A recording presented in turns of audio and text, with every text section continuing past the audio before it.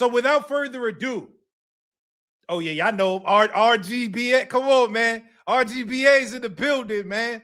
I love this guy, man. Without further ado, let me bring up Mr. Robert Garcia. Could you hear me there? Yo, live, All man. right. How's it Rob, going? how are you, man? I'm doing good. I'm doing good. Back home, ready for take a good rest tonight and back to the gym tomorrow. Well, first of all, congratulations. Hell of a win. Hell, man, I'm not gonna lie. I thought I didn't count Muratalla out. Like I said this on Twitter. I said, Muratalla definitely has a good shot, but I thought Andy was the favorite and rightfully so. But I feel like every time I say that with a guy that you're coaching, somehow it goes the other way, Robert. Can you tell me, like, what were your thoughts just on the entire night? Look, we when the odds were out and people were telling me because I don't really get into that. My boys do. My kids, my son Pita, my second boy Payo, they do go into those the odds and everything, and they were all telling me, Raymond's the underdog, and and everybody that started talking about, I was a little, I did question like I don't see why, but I also understand, gold medal, winning fights and coming with a very big promoter and pushing him very high with good performances. So I also understand, but never really paid attention to it. We knew what we have. I've known this for since Raymond came to my gym when he was young, and I knew he was one of the special ones. I knew he was going to be one of the good ones, and he proved it last night. Absolutely. I mean, well, tell me about that. You said you knew Raymond was one of the special ones. Obviously, you've coached a lot of special fighters. You've been around, a lot of special fighters. What is it that gives you the inclination? I don't know whether it's in the gym, whether it's a conversation. What is it that lets you know, like, okay, this guy has a special thing about him? Look, he's very fast, very smart in the ring, great power also. But look, the difference is when he's in the gym and sparring. Look, we have our guys that are world champions, 147s, 154s, world class fighters, and believe me, every time Raymond spars with them, they always tell me, man, this guy is so difficult, so hard to connect. He's so strong. He's so fast. They always have a hard time. It's not like he's putting beatings on them because they're sparring, but they always tell me, man, this guy is just special. So hard to figure out, so hard to even land a punch, and that's the way we see it in the gym, man. In the gym, like, believe me, like nobody touches him. He dominates so easy. Wow. Can you tell me about the game plan? Because obviously, like I said, is to me, this fight boiled down to Raymond's pressure, but then also his gumption and his will in the championship rounds to dig deep. And that's what I saw from him. Can you tell me about the game plan? No, definitely. Look, we knew Andy Cruz is a great boxer, very fast, also good counter punching. But we also know that all these Olympians, gold medalists that are already up there in age, they don't have that experience. We've had a lot of Olympians in the United States, like Oscar De La Hoya, like Mayweather, who grow up in professional boxing gyms, who grow up sparring a lot of rounds in sparring. These other countries, they focus on nothing but their amateur style. So we knew have always been some of the best when it comes to the Olympics. At years in the 90s, most of the gold medals were going to Cubans, but Right. they have their amateur style. They never turned pro because of the country wasn't allowing them, and those that are able to do it is sometimes it's a little bit too late in their career. So the experience, we knew the experience, even though he had already fought 10 rounds, but it wasn't, it was, or he had already fought 10 round fights, it was going to be the same, on a title fight. A title fight, you have to bring the best out of you, the championship rounds. And we told Raymond, look, you're a smart counterpuncher. You're very fast, but we gotta stay on this guy. We gotta back him up. We gotta pressure him. We gotta throw combinations and work the body. And Raymond did. There was still moments where Cruz had his good moments. Cruz is a very talented fighter. So he still has his really good moments. The fight was really good. The fight was close. The fight was a back and forth fight. So we knew that making the fight, turning the fight into a little bit rougher than what Cruz is used to. Being a little, we were telling him, you got to get that dog out of you. Even though that's not his style, but he had to in this fight, and he did. He did. Like I said, there was still moments where he hold back a little, and Cruz had his good moments too. So it was just reminding him in the minute breaks, round by round, myself, his father, reminding him, you got to keep going, got to keep pressure, got to throw more punches, and that was the game plan. Robert, how do you get that out of a guy though? Because again, as we've seen Muratalla in certain fights where I don't want to say necessarily tentative, but it seems like he's thinking, you know what I mean? And he's not always going to react. Like we saw that in Tevin Farmer fight. We saw that in a couple of different fights where it was like he wasn't all the way as aggressive. But this fight, it was like, man, y'all summoned the Marcos Maidana spirit. Like he was coming out with the dog. How do you bring that out of a guy? Look, it's motivation in the corner during training. Pushing him.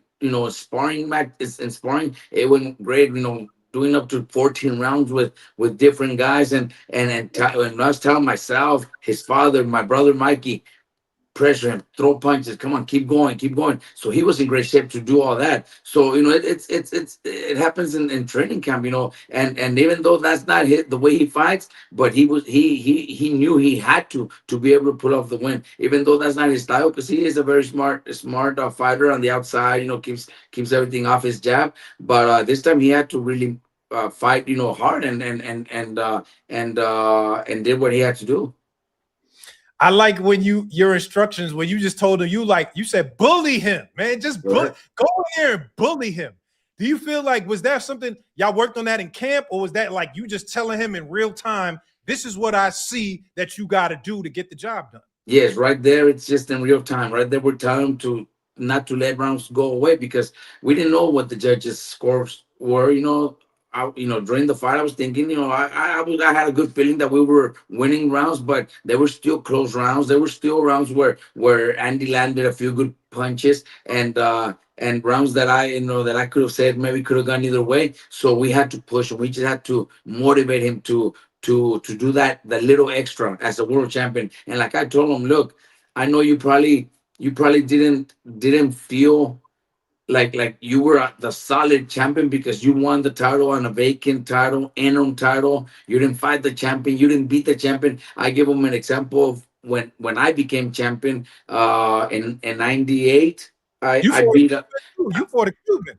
My first star defense was a Cuban, so that pretty much the same thing. My first, when I became champion, it was a vacant title. So when they announced me as the winner, I didn't feel like a champion because it was a vacant title. So I never felt like a champion until my first star defense, when I had a good challenge, when it was against the number one contender, Cuban, great amateur background, and when I beat him, when I knocked him out in the fifth round, that's when I felt I really became champion. So this was the same thing for Raymond. The fight when he became champion for the interim title, it wasn't again against a big name.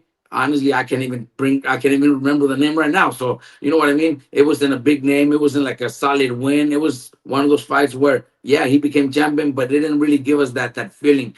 This was the real championship fight against a gold medalist, Andy Cruz, who was the favorite to win, who we came in as the underdogs. That's what made Raymond a champion. Right. A lot of people on social media have been comparing this fight to a potential fight with Shakur Stevenson. Obviously, Raymond has been very vocal about wanting the winner of Teofimo and Shakur. But how do you feel about that, Robert? Do you agree? Do you feel like a fight with Shakur would look similar? Is it a similar game plan, like, to what Raymond had to do last night to try to compete with a guy like Shakur Stevenson? Look, the challenge is, if the challenge is there, we're up for the challenge. Raymond is not a kid that wants to continue picking opponents. He wants to fight the best. He just said it last night. He wants the best fights out there. And if that fight, is out there, I think Raymond proved last night that he belongs in that level. I think it raised a lot of eyebrows, and I'm pretty sure I will get phone calls from his manager also. So I know I will get phone calls after the fight next week. I'm pretty sure I will get phone calls. So we're up for it. But there's also good fights at 135. Abdullah Mason, who just became WBO champion late last year, he fights for top rank. So that's a possibility too. We'll see if Tank decides to fight again, or if not, Schofield might fight for the title. So there's big fights at 135 too. So we've been at 135 for many years, his whole career. So we were thinking that maybe we have to go to 140 pretty soon, but I think we still have a couple fights if big fights are available at 135. If not, 140, no problem. We could jump to 140. Okay. Let me know this, Robert, because I mean, like I said, I've been vocal. I think you're the best trainer of my generation, man. I think you've proven it time and time again. The levels that you've got to, your instructions, the amount of times you've done it, the guys you've raised from 0 to 100. When you look at your body of work and everything you've done, like, do you agree with that statement? Like, I gotta be the best of the generation. Like, do those things matter to you? Look, I think it's something from my dad, because we've always been like that. We always want to be the best at what we do. Mikey, boxing, or even if it's not boxing, games at home. Mikey, as a kid, always wanted to be the best at what he was doing. If it was him playing soccer with kids, he had to be the best one. He gonna Mikey beat was the always kids, Rob. He gonna beat the kids. Mikey was like that always. Mikey always wanted to be the best.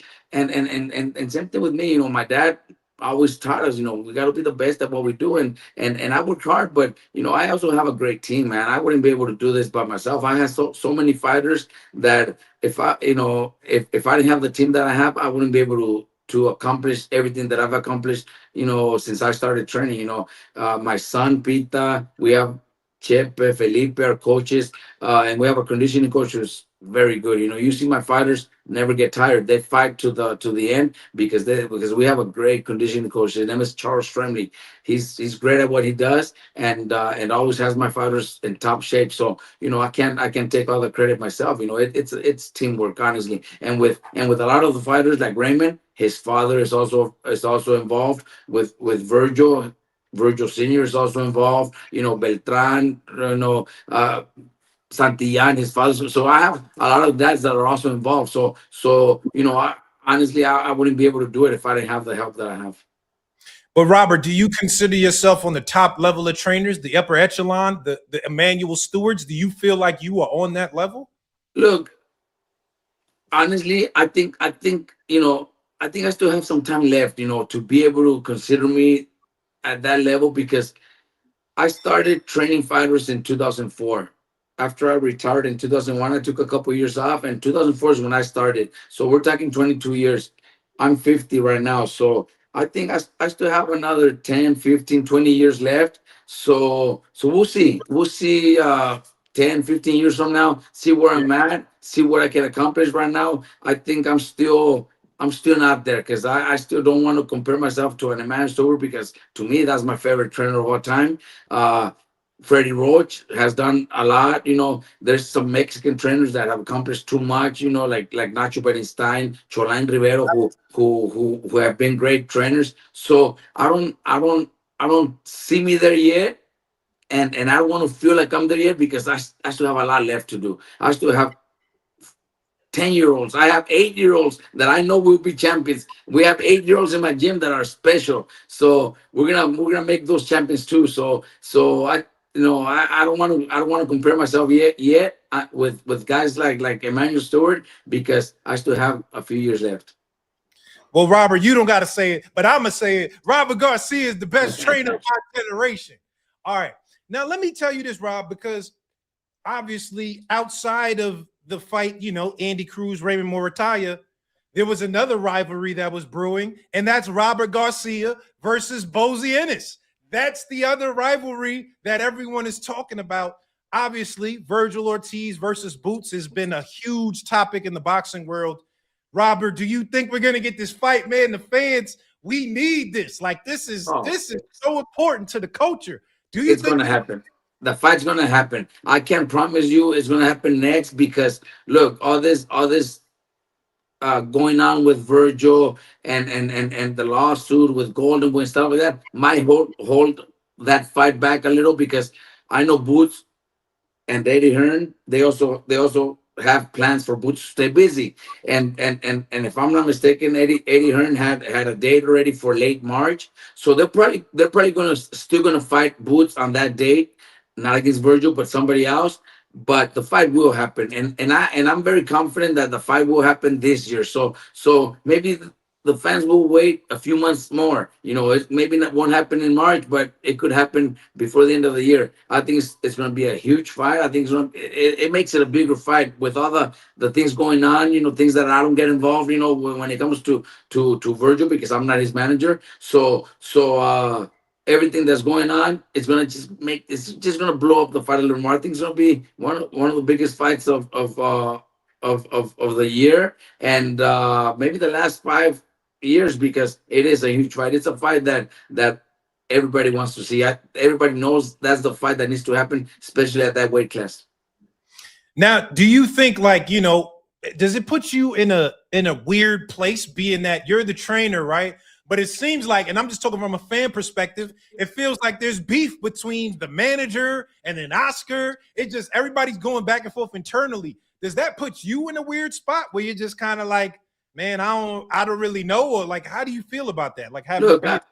I don't get involved. If I'm not the manager, I don't get involved. I know Rick Marigan is great at what he does, so I don't get involved. Virgil lets him do his job because you know he's very aggressive. Golden Boy is doing his thing. Obviously defending himself. But look, last weekend when the news came out, me and Eric Gomez with Golden Boy Promotions, we had a show together here in Southern California with Curiel, and Rocha pulled out of the fight because of the weight issues. So we were working together to find a replacement, negotiating purses. So look, that's totally separate. I still have fighters with Golden Boy. I still have to continue working with them. They know I also I have to continue work. So they also work with me. Oscar, I've been having conversations in the last 2 days with Oscar, about different businesses, other stuff that's going on in boxing. So, everything's separate. We don't take things personal. Oscar's very professional, and I'm the same way. My brother Mikey had that issue with Top Rank. He was on the shelf for a little over 2 years, and I still had fighters with Top Rank. We still had our fights going on. Top Rank still gave me fights. Top Rank still treats me very well with my fighters. I have like 4 fighters that are signed with Top Rank. So you know what I mean? It's part of the Yeah. business. It happens all the time. It's not the first or last time that something like that happens. I know something will be resolved soon, sooner than later. Something will be resolved, and we'll give you guys the fight that everybody wants. Now, Rob, what does Oscar say to you though? Like when you talk to him and you like, listen, Oscar, everybody wants this fight. We got to make it. Like, what does he say to you? That's the thing that it's so professional that we don't even bring that up. We don't bring that fight up. We talk about other fighters, other fights. I'm here in Southern California too. He knows who my fighters are. He knows what fighters are signed with him. Which fighters that are fighting in his next show. On the Ryan Garcia card. So we talk about different stuff. We don't even bring that up because it's just the business is. When it comes to talking about the fight, it's gonna be Rick Marigan and Oscar and their attorneys and whoever's involved. I don't get involved because I have a relationship with everybody because I have a lot of fighters. Yeah, that makes sense. That makes a lot of sense. How different do you feel like that fight will be from what we saw last night, like Virgil and Boots? Like, do you think it'll be similar to what we saw? Look, it's a great fight too, man.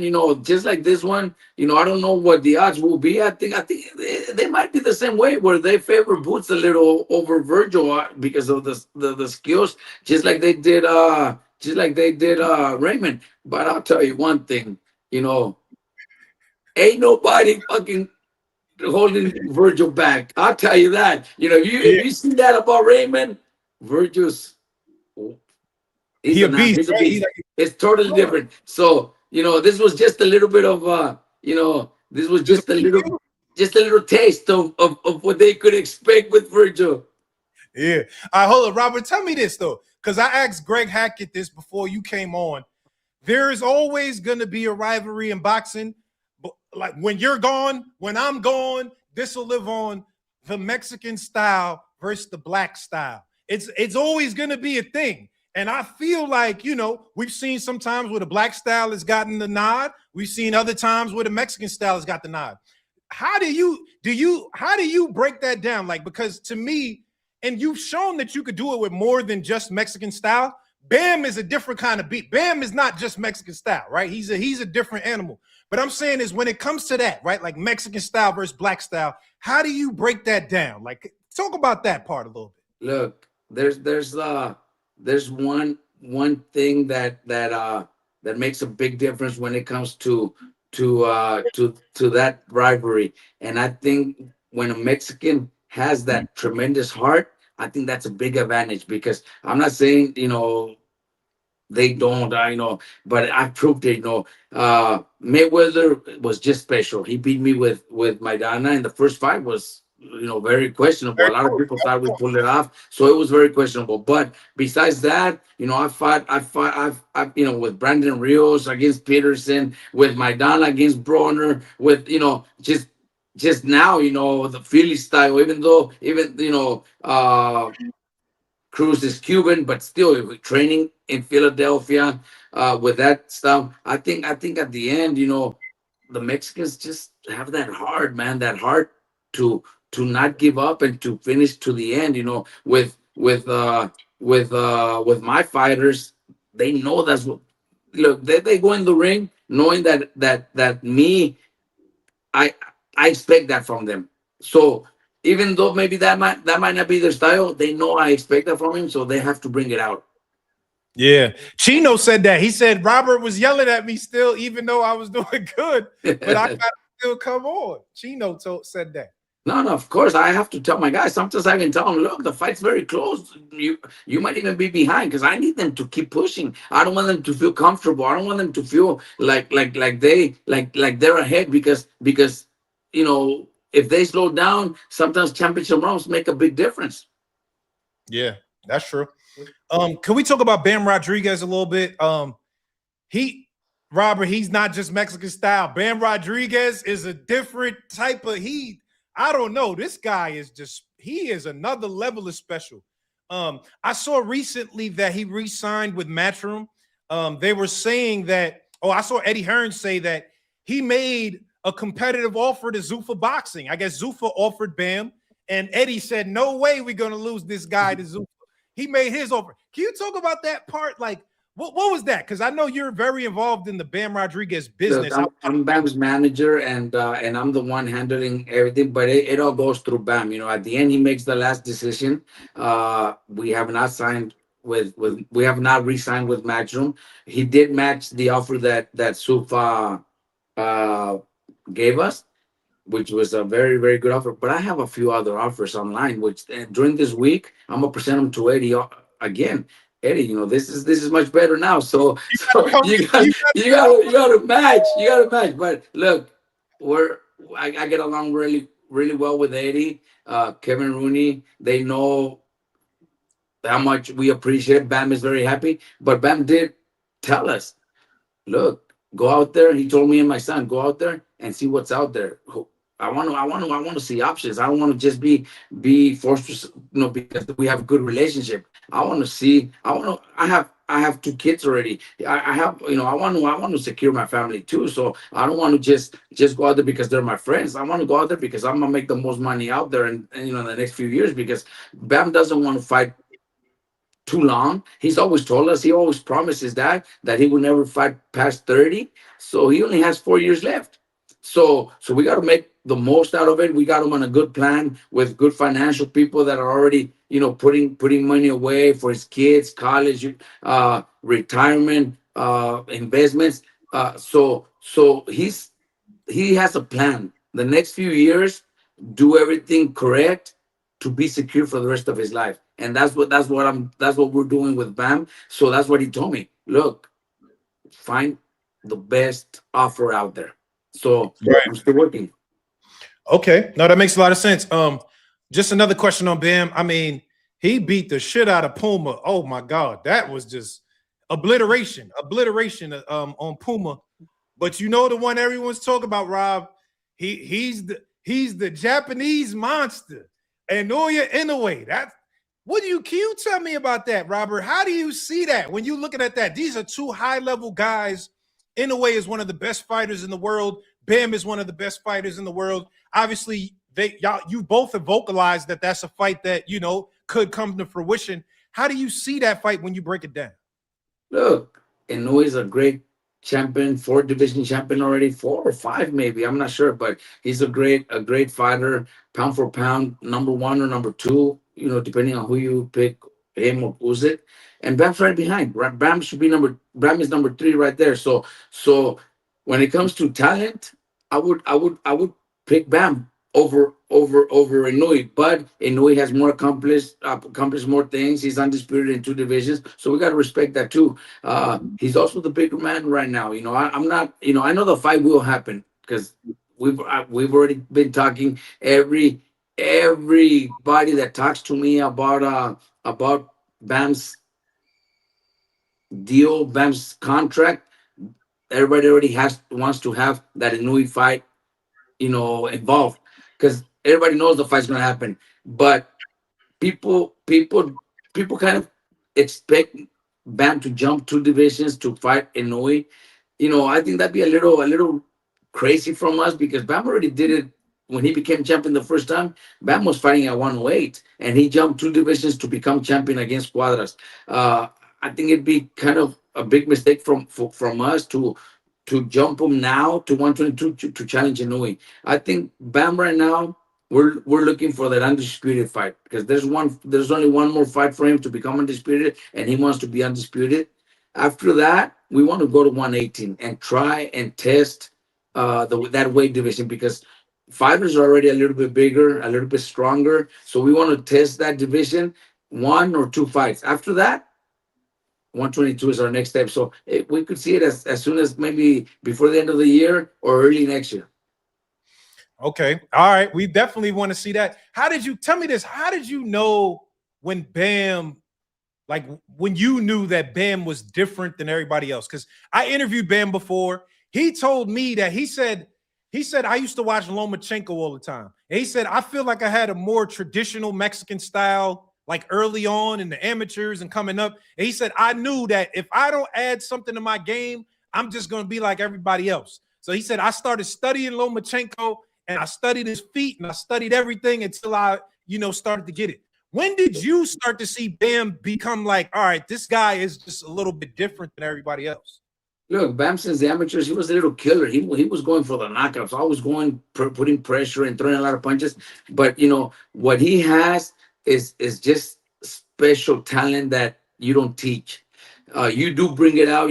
When he started coming to my gym from San Antonio at 15, we knew everything he could do, and it was like perfect for me because me personally, even though most of my fighters are Mexican, brawlers like Abner Mares or a Brandon Rios or Chino Maidana, who is Argentinian, but still, just going forward, Antonio Margarito.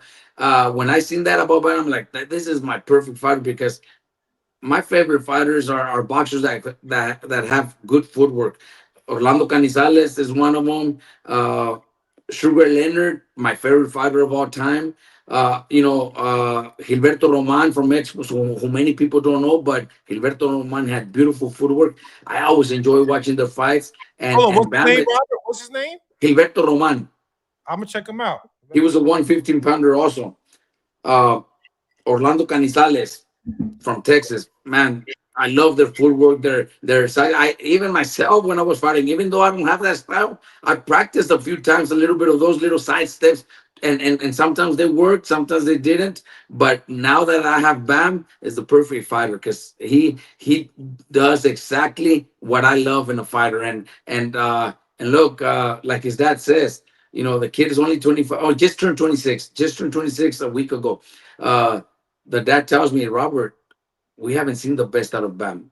We're still going to see the best out of him. So that gets me even more excited because imagine 2 years from now, man, he's going to be unstoppable. I like, you know what is interesting what you said that. Like you said most of my guys are like, Mexican, I don't want to say brawlers, but the guys that are gonna come forward and punch you. Do you ever think that you could like train like a black slick fighter? Like, do you think that is that in your wheelhouse that if somebody came to you, like I'm just saying Shakur Stevenson, obviously he's with his grandfather, but a guy like that was like, you know what, Robert, I want to train here. Do you think that's in your wheelhouse to do a fighter like that as well?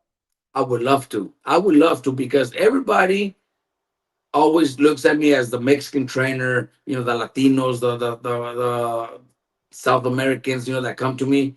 But I would love to because I love those challenges. I want to. I know I could. I know I could. But most of the time they're not willing to because they probably won't feel comfortable because there's nothing but Mexicans and that's all they see in me. But I would love that challenge. We always say, well, when are we gonna get the next Aaron Pryor? When are we gonna get the next Pernell Whitaker? We want that in my gym. We would love to, but no, it looks like they want to approach me, man. I don't know why. Yeah, somebody got to usher you in. I got to tell them. I'm gonna say, yo, listen, y'all got to holler at my boy Robert. You know what I'm Look, saying? you know what? Honestly, not to say anything, but fighters that I fought, that we've been against, you know, last night, Andy Cruz, especially with the sparring he would get in my gym, the kind of work he would get, I would see a lot of improvement in him. I would see Mm. him. You know what I mean? Not because I'm asking for him to come because there's no, I want him to continue doing his thing. He's in a great team, but it's just the style, the work he's gonna get. I know he already gets good work in Philadelphia because Philadelphia is very similar to Southern California. Yeah. Great fucking sparring, great coaches. So it's very similar, but I think they could benefit. I Haney's from Northern California, and I've talked to his dad, and I've invited him. Just try it out. I think Haney would benefit from the type Mm. of the type of sparring he would get in my gym. You know what I mean? But for some reason, it just doesn't happen. Listen, Rob, I know somebody very close to the Haney camp, and I'm gonna let them know that they need to come to the RGBA Academy, man. They gotta stop by. Hold on, Rob. Let me ask you this though. Did you know, did you have a vision that RGBA would be like this big, this whole? I came by your gym. You remember I came to the gym? Shout out, hold up. Before I say this question, shout out my guy Pita. Pita is my boy, man. He shows me so much love. A great guy and very good. So shout out to Pita Garcia. But I came by your gym with one of the kids that I deal with, and we got some work, some sparring. It was a great experience. Did you have the foresight to see that RGBA would be this big, like it would be this whole thing? Look, not when I started, but I think it's when I first had my first world champion, Stevie Luevano, and then a few months later, Brian Viloria also became champion, both winning in upsets where they were not the favorites to win, where they were, Steve Leona went all the way to England to beat the champion from England and knocked him out in the 11th round. And then Brian Vilora beat Archie Solis, who had 11 title defenses in a row, and we were the underdogs, and also knocked him out in the 11th round. That's when I felt like, God damn, this is fun. Plus, I could do great things because I was doing it just for fun. I was already retired. I just wanted to get out of training and boxing myself. And when I started training fighters, traveling was what caught my attention. Going to different places without cutting weight, without having to be in bed at a certain time because you're fighting. So it caught my attention, and that's what I was enjoying, the traveling, the going away without having to watch what I'm eating. I could eat whatever I want and stuff like that. So that caught my attention. But when I got my first two world champions is when when I said like, man, I think this could be big. And we had a really good I think 2011, 2012, and 2013. That's when Nonito Donaire, Mikey, Maidana, Brandon were all world champions. We're all competing. Jesus Square became champion. So we had like 4 or 5 champions at one time. I think that was a really good run. It took us another 10 years to get back to where we're at right now, with what we have. I think right now we're as similar. I don't want to say better because, man, Nonito Donaire, Mikey, Brandon, it's a hard one to compare. But Bam, Virgil, Muratalla right now, it's also it's there. It's up there it's competing with that group. Yeah, I agree. I agree. And I love that Brandon Rios era where he was fighting Mile High Mike Right. Alvarado. That was a great time, man. That was good. No, great fights with Brandon, and what I think right now, what makes it best right now with what I have is my younger guys, because I have guys that are prospects right now that are also very good. I have 16-year-olds that are special. I got a 16-year-old right now that could be as good as Bam. Whoa, whoa, I, I I'm whoa, not whoa. I'm not lying. I have a Tell me 16-year-old. I what's have his a name? huh? What's AJ Herrera. He's AJ an Herrera? amateur. He's number one in the nation right now. Yeah, AJ Herrera? AJ Herrera. Yeah, Herrera. That kid, Oh, that kid could fight, man. That kid could fight, and I think once he transforms into the professionals, he'll be very similar to Bam. I have Chop Chop Gonzalez who is already 15-0, but yeah, like that kid is one of my special. Arturo Cardenas or Arturo Cardenas' brother who fought in at that first show that Zuffa had. Emiliano Cardenas also looked good. He had a very tough fight, but oh, yeah, what got was a that good kid's win. name? He looked good. What was Yeah, his he looked name? good. He looked good. Art Barrera, who's also doing really good, and the amateurs, man. I have 9, 10-year-olds that are special, man. I have a 7-year-old that's gonna turn 8 in March. That kid's already one of the special ones. I'm telling you, we have a lot of young kids that are going to be special. Johnny, who's 9 or 10, that little kid's like 2 or 3 times national champion already, and he's like 10. That kid could fight too. So I have a lot of That's what I'm telling you. From now, I can't say I'm I'm as good or better than somebody like Emmanuel Stewart because I'm not there yet. I still got 10, 20 more years. All right, just a couple more questions, Robert. Lastly, what do you think about the whole Zuffa boxing? I mean, I saw you tell somebody on Twitter they were criticizing Zuffa boxing, and you said, unless you're putting money in my guys' pockets, then would stop talking about it. How do you feel? It's been a lot of criticism, a lot of people talking. How did you feel? Zuffa boxing had their first event this past Friday. How did you feel about it? Look, I'm gonna tell you because I was there. I was there. My two fighters that fought on that event, they're happy. They're happy because the day they get there, they treat them special. They feed them. They make sure they're cutting weight. They take care of them after the weigh-ins. They make sure that everything's right. They pay them very well. So when you have these young fighters who are fighting on club shows that I have my own club shows here in Southern California where they have to sell tickets to be able to get paid, because that's the only way to make the money. The more tickets they sell, the more money they make because they make a small percentage. you know, I can't I can't tell my fighters no, we gotta continue doing this when they're getting the opportunity where they're gonna be making 3 times more than anywhere else. The kid Emiliano that fought, his last fight was an 8 rounder. He got $4,000. $4,000 for an 8 rounder. Wow. This fight, he got 3 times more. You Mm. know what I mean? Three and four because they also give them sponsorship money and stuff like that. So he made 4 times more. You know what I mean? So it's a big difference. I can't tell my kids, no, you guys have to hold back because I don't like what they're doing. No, actually, I'm okay with it. I'm okay with it because the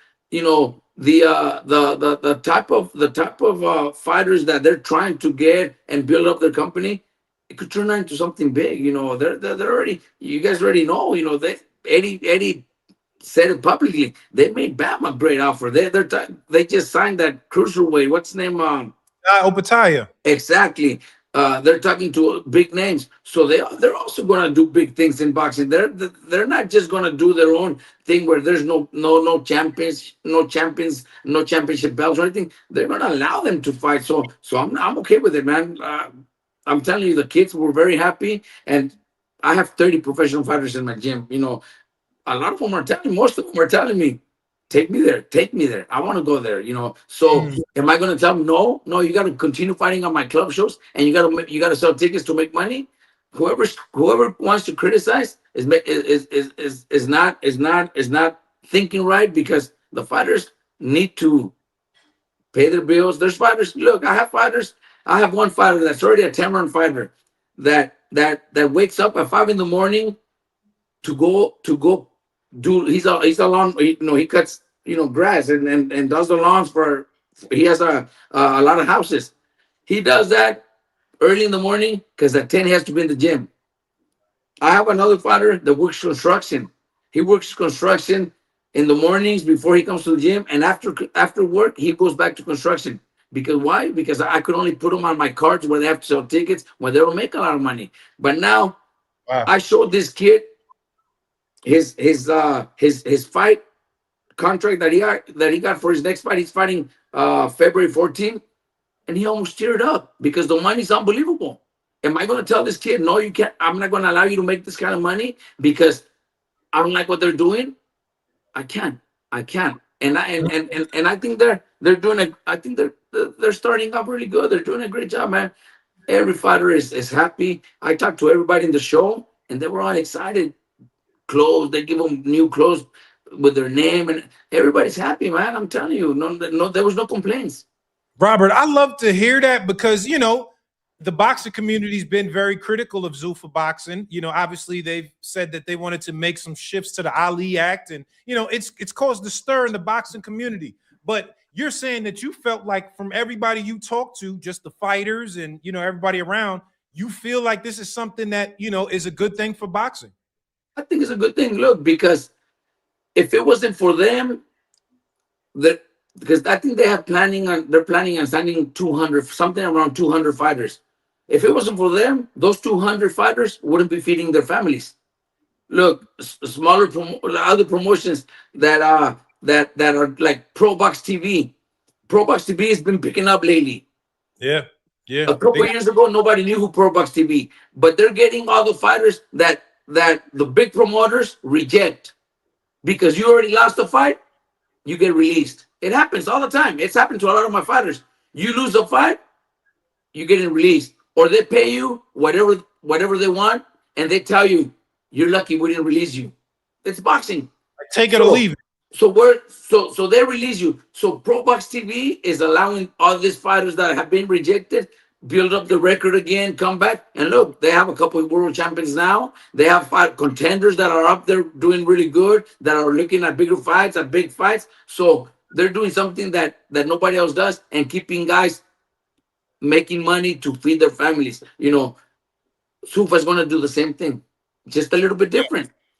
All this Muhammad Ali Act, man. I've been doing this for so many years that I already know how all this works. Promoters are complaining about this, saying that the Muhammad Ali Act and this and that. Man, they always hide it. They always hide everything from the fighters, anyways. So it's not like they've been really. They always hide. They don't open their books to nobody. Mm.